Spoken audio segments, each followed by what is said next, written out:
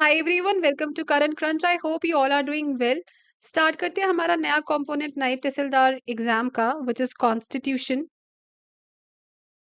ये बेसिकली आपकी GK of India का पार्ट है। हमारा बैच जो है सिलेबस आने से कुछ टाइम पहले स्टार्ट हो गया था, तो उसमें मेजर हमारा कंप्यूटर, इंग्लिश एंड जो रीजनिंग वाला पोर्शन है वो कंप्लीट हो गया है।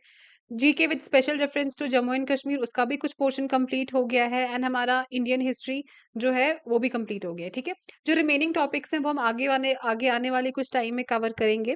एंड मीनवाइल आपकी जो टेस्ट सीरीज वगैरह है उसका भी मैं अनाउंसमेंट कर दूंगी वो कब स्टार्ट होंगी। आपको क्या करना है, रेगुलरली नए नए लेक्चर्स फॉलो करने हैं। पिछला जो कवर हो गया है उसको साथ में रिवाइज करना है।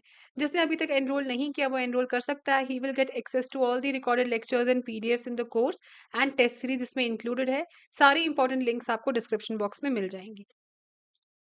तो आज हम स्टार्ट करने जा रहे हैं एक इम्पॉर्टेंट पार्ट हमारे सिलेबस का, that is constitution of India.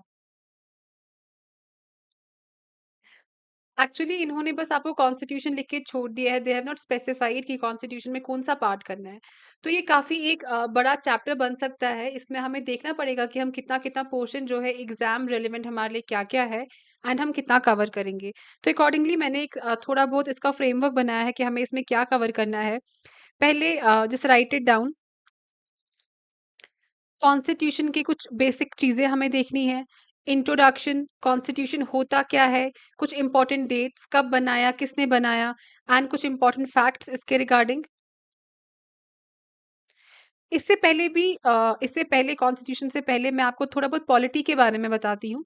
Polity word हम सुनते हैं ना, पॉलिटी हमारे केएस में है, आईएएस में है। तो बेसिकली पॉलिटी होता क्या है, इसका क्या मीनिंग है, यहाँ से वी विल स्टार्ट। फिर कॉन्स्टिट्यूशन के बेसिक्स वो सारे हमें कवर करने हैं। बेसिक्स इन द सेंस कि इंट्रोडक्शन, फैक्ट्स वगैरह, कुछ इंपॉर्टेंट डेट्स, इंपॉर्टेंट नाम, वो सारा हम इसके इंट्रोडक्शन में देखेंगे। उसके बाद जब हम कोई भी बुक पढ़ते हैं, बुक से पहले आप एक पेज देखते हो जिसपे प्रीफेस लिखा होता है। ठीक है, वो प्रीफेस बेसिकली क्या होता है, आप बोल सकते हो एक समरी, एक एसेंस के। आप वो प्रीफेस पढ़ के you will get an idea कि आप आने वाली बुक में क्या एक्सपेक्ट कर सकते हो। सिमिलरली हमारे कॉन्स्टिट्यूशन में एक प्रीफेस है जो देख के you will get an idea कि कॉन्स्टिट्यूशन जो है हमारा वो किस डायरेक्शन में आगे जाने वाला है। उस प्रीफेस को बोला जाता है प्रीएम्बल। बहुत बहुत इंपॉर्टेंट है, एक्सट्रीमली इंपॉर्टेंट। आपको इसके फीचर्स पढ़ने हैं, कुछ इंपॉर्टेंट डेट्स पढ़नी है एंड कुछ कंसेप्चुअल क्लैरिटी जो है you should have about this. काफी इंपॉर्टेंट टॉपिक है। ठीक, उसके बाद we will see some salient features of the constitution, क्योंकि यहाँ से भी आपके एमसीक्यूज जो है वो बनने के काफी चांसेस होते हैं। Salient features of the constitution and उसके बाद आर्टिकल्स देखेंगे हम। आर्टिकल से पहले we will see about schedules, वो आगे आप स्लाइड्स में देखोगे। I explain on the way कि वो क्या होता है शेड्यूल्स, एंड पार्ट्स क्या होते हैं। उन पार्ट्स के अंदर फिर कौन कौन से आर्टिकल्स हमें कवर करने हैं, वो सारी चीज़ें आपको समझ में आएंगी जब ये सारी चीज़ें मैं आपको एक्सप्लेन करूंगी बेसिकली होती क्या है। आप मोटा मोटा ये याद रख लो, हमें कॉन्स्टिट्यूशन के कुछ अलग अलग चैप्टर्स पढ़ने हैं। तो पहला चैप्टर होगा यूनियन एंड इट्स टेरिटरी। दूसरा चैप्टर है सिटीजनशिप।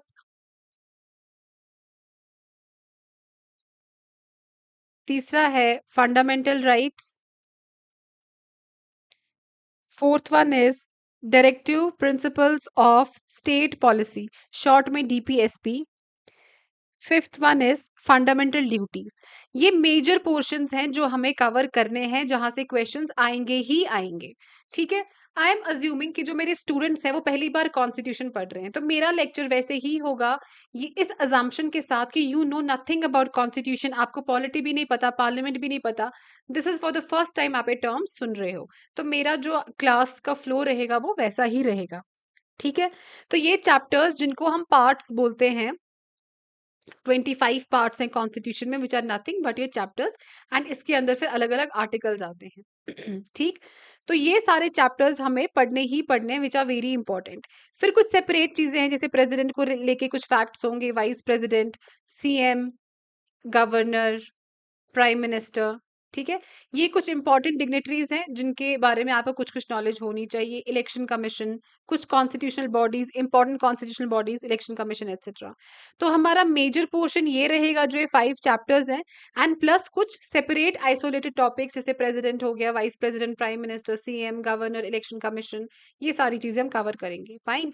अदरवाइज जो इन्होंने आपको कॉन्स्टिट्यूशन ऑफ इंडिया लिखा है वो एक बहुत बड़ा टर्म है जिसमें काफी ज्यादा सिलेबस आता है, जो आपके आईएएस एंड केएस वगैरह सब में होता है।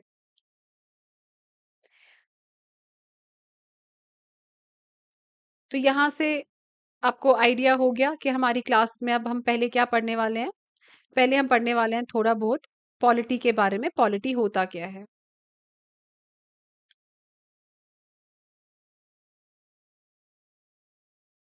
इफ यू वांट आप साथ साथ हैंड रिटन नोट्स बनाओ, जो मैं आपको वीडियो पढ़ा रही हूँ। लेटर हम इसका जो पीडीएफ वगैरह है वो भी मैं आपको प्रोवाइड करा दूंगी। तो पॉलिटी को आप सिंपली लिखो, it is a public decision making process, DM, decision making process. किस चीज के रिगार्डिंग डिसीजन, क्या डिसीजन लेना है? To resolve public conflict.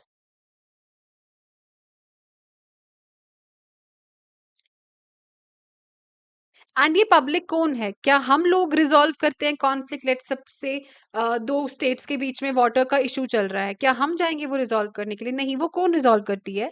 Government. अब यहाँ पे पब्लिक क्यों लिखा हुआ है? क्योंकि वो गवर्नमेंट किसके बिहाफ पे काम करती है? रिमेंबर बचपन में हम डेमोक्रेसी में पढ़ते हैं, of the people, for the people, by the people. वही चीज है, government on behalf of people, on behalf of people.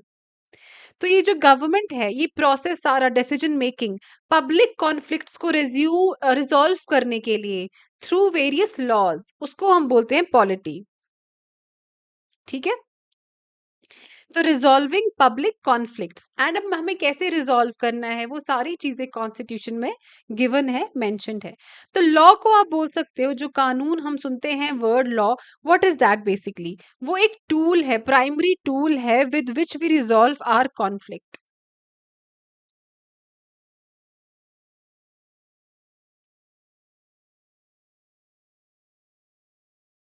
कोई टूल होना चाहिए ना। अगर हमारी नेबरिंग स्टेट के साथ कोई इशू चल रहा है, फॉर एग्जाम्पल इशू जेके और पंजाब के बीच में है, एंड यहाँ से एमपी एंड गुजरात के बीच में है।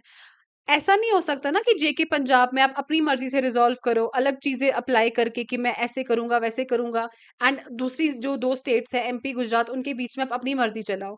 कोई लॉ होगा जो यूनिफॉर्म होगा, जो स्टैंडर्ड होगा। फाइन। इंडिया में कोई भी स्टेट्स में कोई भी इशू चल रहा है, वो लॉ सबके लिए सेम होगा। तो ये एक टूल होता है जिससे हम रिजॉल्व करते हैं कॉन्फ्लिक्ट्स। एंड पॉलिटी क्या है? Basically it is a public decision making process to resolve public conflict.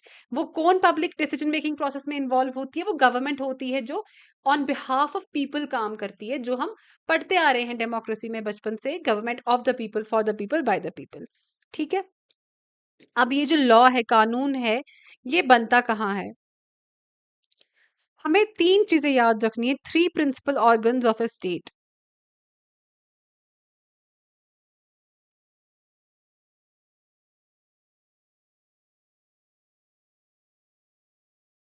ये लॉ कोई तो होगा ना जो ये लॉ बनाता होगा। फाइन। उस लॉ मेकिंग बॉडी को हम बोलते हैं लेजिस्लेचर। जो आपके लॉज बनाती है, जो आपको बोलती है अगर चोरी करोगे तो ये फाइन होगा, इतने साल की सजा होगी। फाइन। किसी को डिफेम करोगे तो डिफेमेशन केस आप पे हो जाएगा, वो उसमें इतना फाइन लगेगा। ये सारे जो लॉज हैं ये कहाँ बनते हैं? ये लेजिस्लेचर में बनते हैं। अब ये जो लेजिस्लेचर है ये दो तरीकों के होते हैं। आपने सुना होगा कि असेंबली चल रही है, और पार्लियामेंट का सेशन सुना होगा। पार्लियामेंट जो है वो basically is related to union. ठीक है। जो हम बोलते हैं सेंटर में अभी सेशन चल रहा है, जहां आपके प्राइम मिनिस्टर आते हैं। ठीक है। आपने लोकसभा राज्यसभा सुना होगा, वो पार्लियामेंट की बॉडीज है, लॉ मेकिंग बॉडी है। वो तो बात होगी यूनियन की, जो सारे इंडिया के लिए काम करती है। अब हमें पता है हमारी कंट्री में सिर्फ यूनियन पे ही नहीं होता है, एक ही गवर्नमेंट नहीं है, हर स्टेट की अपनी गवर्नमेंट है। और गवर्नमेंट क्या, अब गवर्नमेंट है तो कोई काम करेगी ना। जम्मू एंड कश्मीर की गवर्नमेंट है, वो अपने लॉज लेके आएगी। तो वो लॉ बनाने के लिए कहाँ बैठेगी, उनकी बैठक कहाँ होगी, उनके डिस्कशंस कहाँ होंगे? जो सेंटर जहाँ पीएम बैठता है वो तो पार्लियामेंट दिल्ली में होते हैं। क्या उमर अब्दुल्ला को अगर डिस्कशन करना है और लॉज बनाने हैं, वो अपने घर में तो नहीं कर सकता या पार्लियामेंट जाके नहीं कर सकता, क्योंकि पार्लियामेंट में तो सेंटर का चलता है। जो स्टेट काम करती, जैसे सेंटर में पार्लियामेंट है, वैसे ही जो स्टेट में काम होता है उसको हम बोलते हैं स्टेट लेजिस्लेचर। ठीक। पार्लियामेंट के दो बॉडीज हैं, एक होती है लोकसभा एंड एक है राज्यसभा।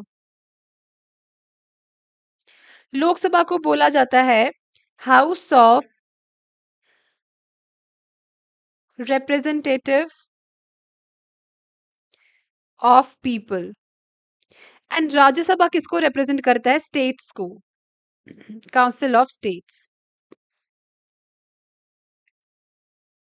फाइन। इसको रिप्रेजेंटेटिव ऑफ पीपल बोला जाता है क्योंकि जो लोकसभा के इलेक्शंस होते हैं जिसमें हम वोटिंग करने जाते हैं, हमारे स्टेट वाले नहीं, लोकसभा वाले नहीं, वो डायरेक्टली हम इलेक्ट करते हैं ना, और हमारे जो यहाँ के रिप्रेजेंटेटिव्स हैं वो जाते हैं पार्लियामेंट में, वो एमपी बनते हैं, मेंबर ऑफ पार्लियामेंट। हम उनको डायरेक्टली बनाते हैं। राज्यसभा के इलेक्शंस में लोग डायरेक्टली पार्टिसिपेट नहीं करते हैं। वो कैसे क्या प्रोसीजर होता है वो हम आगे देखेंगे। लोकसभा के इलेक्शंस में लोग जो है खुद जाके वोटिंग करते हैं। एंड राज्यसभा को क्या बोला जाता है? Council of states. ये स्टेट्स को रिप्रेजेंट करता है और ये लोगों को रिप्रेजेंट करता है। ठीक।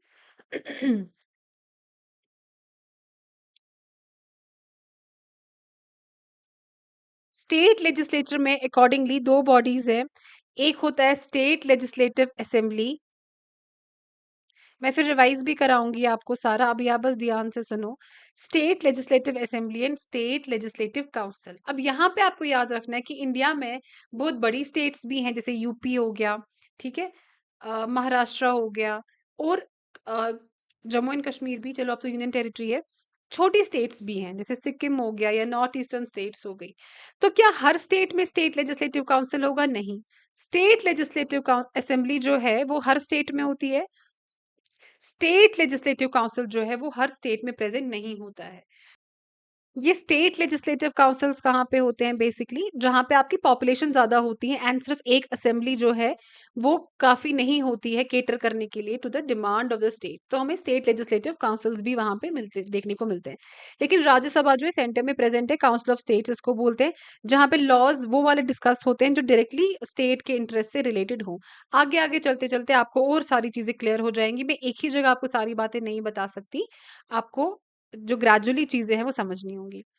अब मैंने आपको बोला पहले लॉ, लॉ क्या होता है वो मैंने आपको बोला, प्राइमरी टूल है रिजॉल्व करने के लिए कॉन्फ्लिक्ट। अब ये लॉ बनाएगा कौन? ऐसा थोड़ी है जो हमारे प्राइम मिनिस्टर है वो अपने घर में बैठ के लॉज बनाएंगे, इसका एक प्रॉपर प्रोसीजर होगा। अकॉर्डिंगली हमारे पास लॉ मेकिंग बॉडी है जिसको हम लेजिस्लेचर बोलते हैं। हमारे पास वो सेंटर में भी है जो सेंटर में लॉज बनाती है, एंड जो स्टेट में लॉ बनाती है वो वाली बॉडी भी है। Accordingly we have parliament and state legislature. Parliament की दो बॉडीज हैं, लोकसभा राज्यसभा। स्टेट लेजिस्लेचर की दो बॉडीज हैं, state legislative assembly and state legislative council. ठीक है।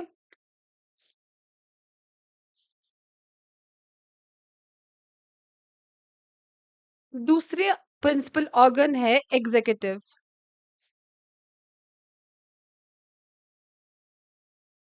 ये क्या करता है? लॉज को इम्प्लीमेंट करता है। Implementation of laws.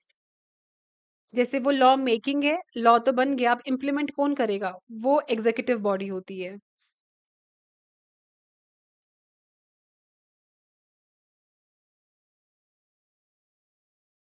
Implementation of laws.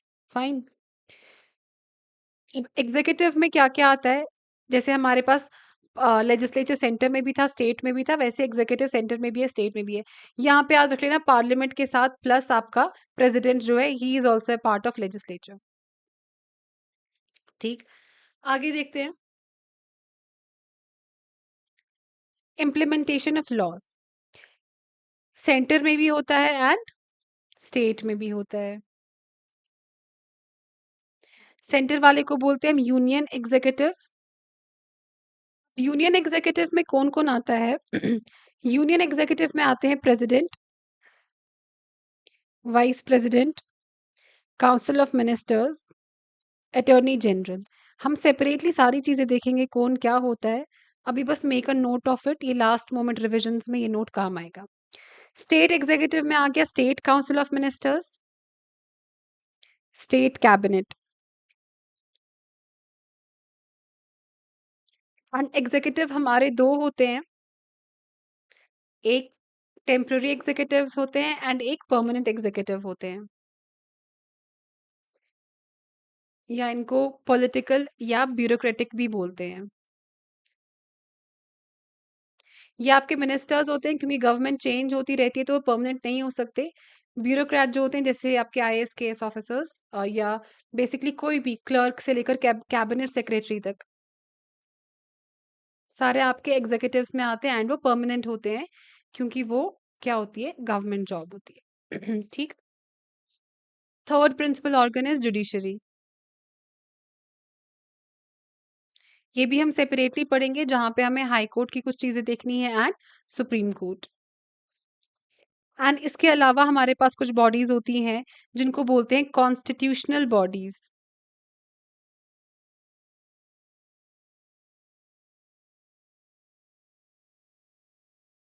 ये वो बॉडीज हैं जो कॉन्स्टिट्यूशन जब बना था उसमें ऑलरेडी प्रेजेंट थी। ठीक। जैसे आपका इलेक्शन कमीशन, कैग आपने अगर सुना होगा, comptroller and editor general of India, या यूपीएससी, फाइनेंस कमीशन वगैरह, ये कॉन्स्टिट्यूशनल बॉडीज हैं क्योंकि कॉन्स्टिट्यूशन में ऑलरेडी प्रेजेंट थी। कुछ बॉडीज होती हैं that are created by law, bodies created by law, उनको बोला जाता है स्टैट्यूटरी बॉडीज। स्टैट्यूटरी बॉडीज जो एक लॉ से बनती है, दैट मीन्स एक एक्ट लेके आते हैं और वो बॉडी को बनाते हैं। For example tribunals, environmental tribunal बन गया, वाटर ट्रिब्यूनल बन गया, उनको बोलते हैं स्टैट्यूटरी बॉडीज जो एक लॉ क्रिएट करता है। एंड हमारे पास कुछ और बॉडीज भी होती हैं जिनको बोला जाता है non statutory bodies.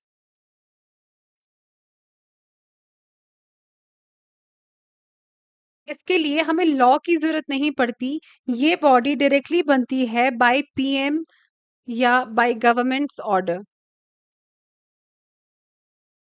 For example NITI Aayog,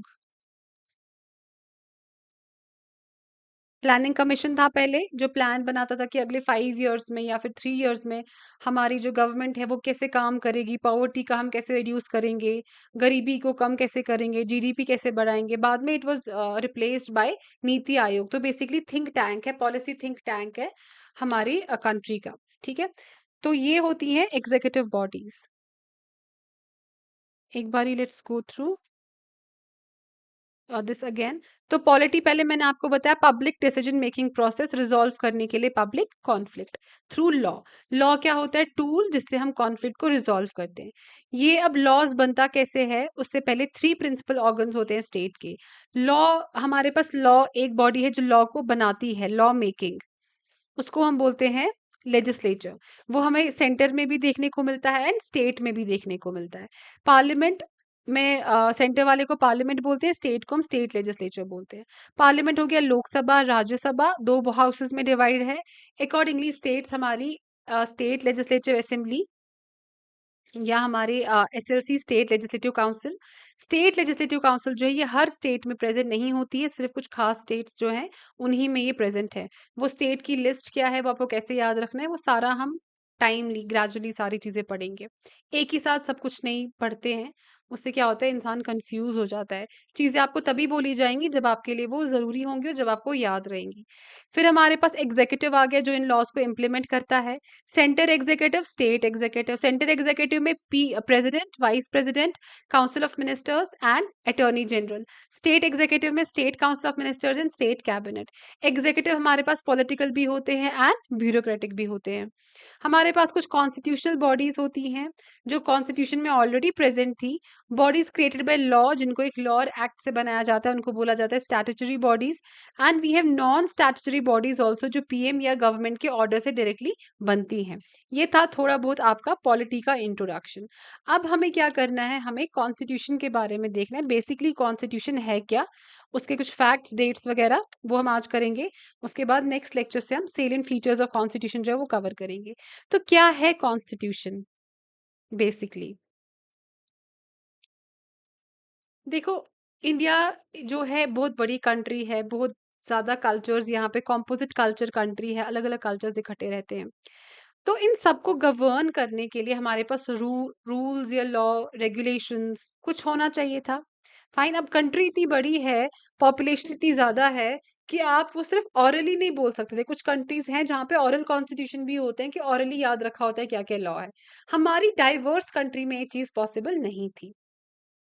तो एक कॉन्स्टिट्यूशन बनाना पड़ा, जिसको आप लेमैन टर्म्स में अगर समझो, ये एक किताब है, रूल बुक है, जिस पे लिखा है कि आपको अपने जो कंट्री है इसमें कैसे रहना है, आपके क्या तौर तरीके होने चाहिए, किस चीज़ पे आपको पनिश किया जाएगा, कौन सी चीज़ को अप्रिशिएट किया जाता है, क्या चीज़ आपके लिए ज़रूरी है इस कंट्री में आराम से एक सिटीजन बन के रहने के लिए। वो सारी चीज़ों को एक किताब में डाला गया, जिसको कॉन्स्टिट्यूशन बोला। तो इसको डेफिनेशन, बाय डेफिनेशन आप इसको लिख सकते हो, it is the basic framework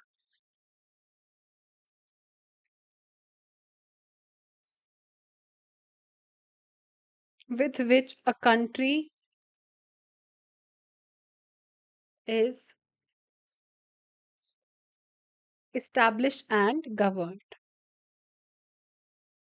ठीक है, तो बेसिक फ्रेमवर्क है जिसमें जिसे बताया जाता है कि कंट्री कैसे इस्टेब्लिश होती है, कंट्री कैसे इस्टेब्लिश हुई है, एंड अब हमें फ्यूचर में इसको कैसे गवर्न करना है। ये याद रख लेना हमेशा कि कॉन्स्टिट्यूशन को एक लिविंग डॉक्यूमेंट बोला जाता है, क्योंकि ऐसा नहीं है कॉन्स्टिट्यूशन एक बारी बन गया, एक बारी फॉर्म हो गया, हमने अडॉप्ट कर लिया, फिर इसमें कोई चेंज नहीं आई। लिविंग हम किस चीज को बोलते हैं, जो सांस लेती है, जो बढ़ती है। सिमिलरली कॉन्स्टिट्यूशन में भी हम चेंजेस जो हैं वो लेके आते हैं बाय वे ऑफ अमेंडमेंट्स। आपने अमेंडमेंट वर्ड सुना होगा न्यूज में कभी भी, या पेपर पे कहीं पढ़ा होगा। बेसिकली कॉन्स्टिट्यूशन के किसी पार्ट को हम मॉडिफाई करते हैं। वो मॉडिफाई करने के लिए हमें कॉन्स्टिट्यूशन में चेंजेस लानी होती है इन रिटन फॉर्मेट। तो उसके लिए टर्म यूज करते हैं हम कि इसको अमेंड करना है, इस पार्ट ऑफ कॉन्स्टिट्यूशन को हम अमेंड करके मॉडिफाई कर रहे हैं। फाइन, अब कुछ फैक्ट्स देख लो कॉन्स्टिट्यूशन के। जो आइडिया है of the constituent assembly was first time put forward by M N Roy. अब देखो, अभी तक मैंने आपको कॉन्स्टिट्यूएंट असेंबली क्या है ये नहीं बताया ना। अब हमने हिस्ट्री में ये पढ़ा कि हमें कॉन्स्टिट्यूशन बनाना है, ठीक। अब वो बनाता कौन? वो बनाने के लिए हमें एक बॉडी बनानी पड़ी, जो मिलके बैठ के, जिसमें काफी इंटेलिजेंट दिग्गज महारथी बैठे थे, जिन्होंने कॉन्स्टिट्यूशन बनाया। वो जो दिग्गज महारथी थे, वो उनकी जो बैठक थी उसको बोलते हैं कॉन्स्टिट्यूएंट असेंबली।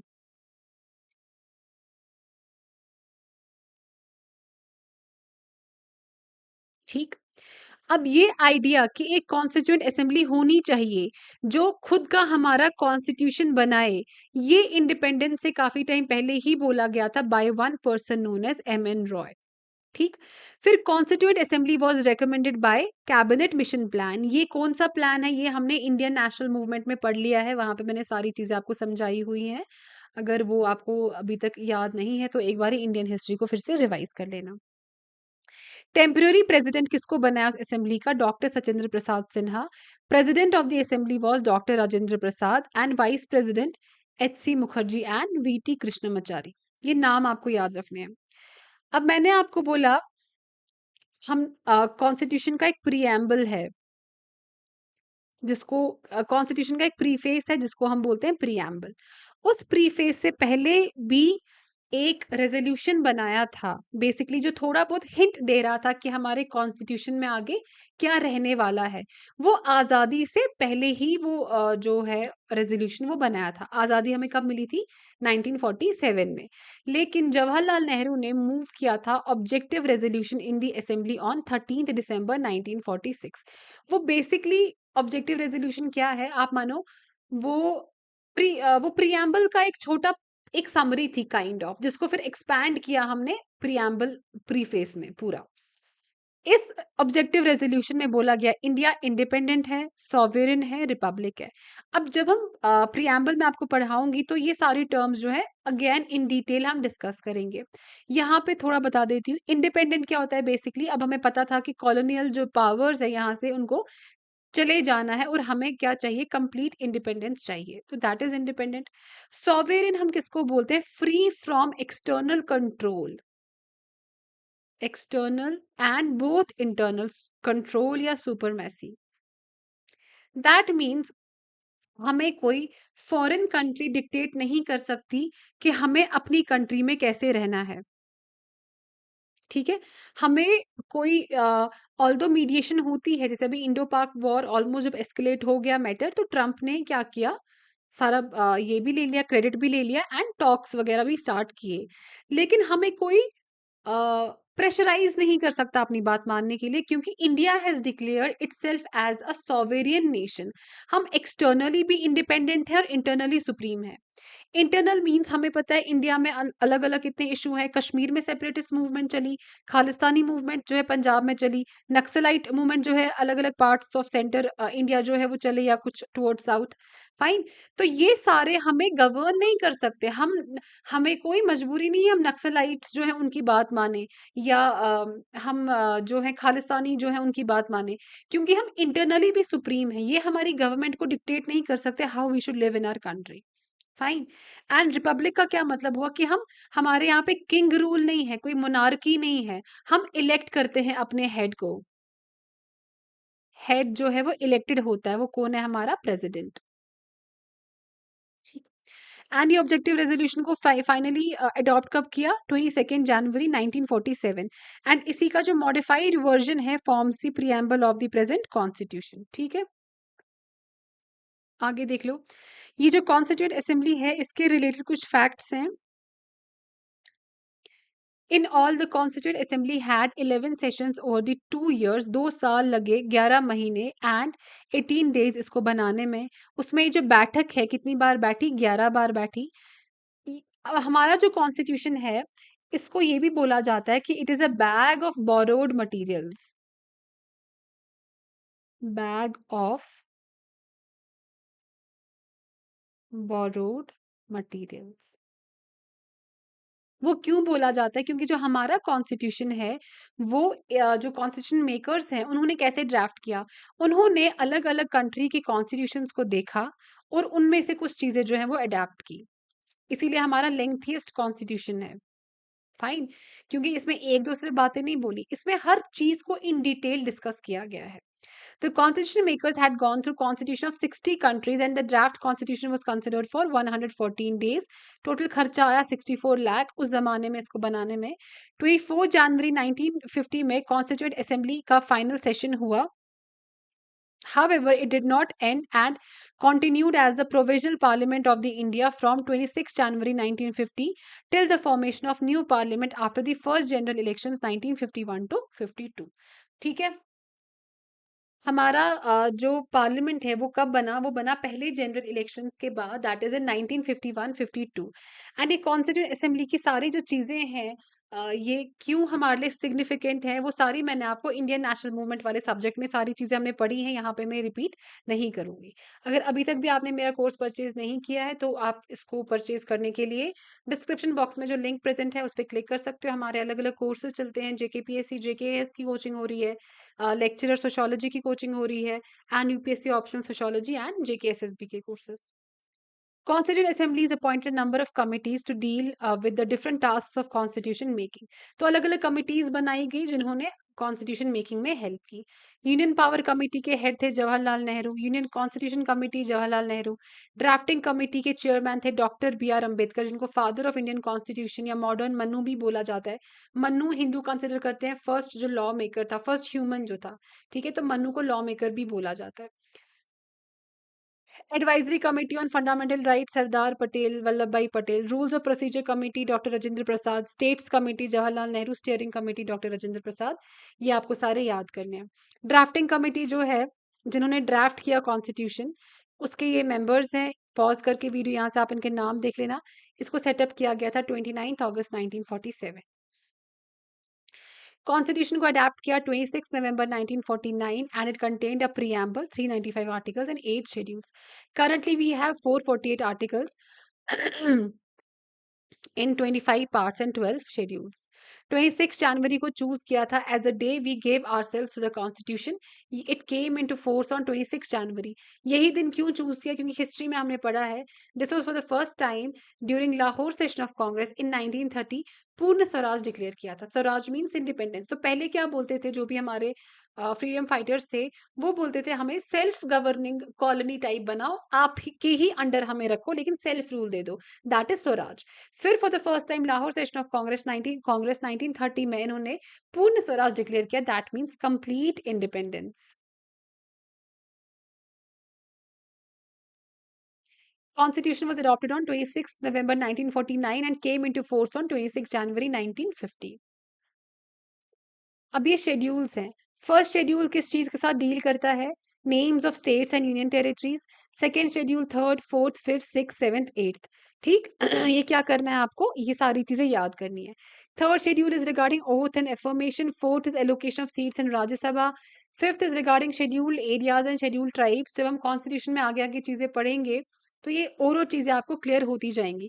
फिलहाल के लिए आपको बस ये याद करना है कौन से शेड्यूल में कौन सी चीजों को डिस्कस किया गया है. 9, 10th, 11th, 12th शेड्यूल. ठीक. तो नेशनल फ्लैग को अडॉप्ट किया था 22 जुलाई. नेशनल एंथम 24 जनवरी एंड नेशनल सॉन्ग 24 जनवरी 1950.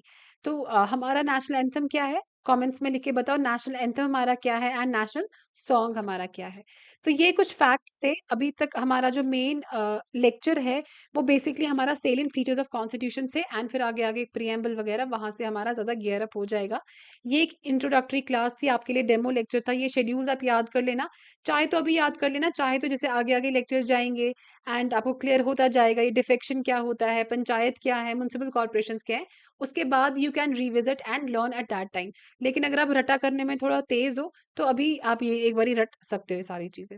फाइन. तो आई होप कि आपको समझ में आ गया हो बिल्कुल बेसिक से कि पॉलिटी क्या है, कॉन्स्टिट्यूशन क्या है, प्रीएम्बल क्या है एंड कुछ फैक्ट्स इसके रिगार्डिंग. तो अगर आपने एनरोल नहीं किया, डिस्क्रिप्शन में आपको इसकी लिंक मिल जाएगी. Till the time we get a new video, bye, take care, have a great day.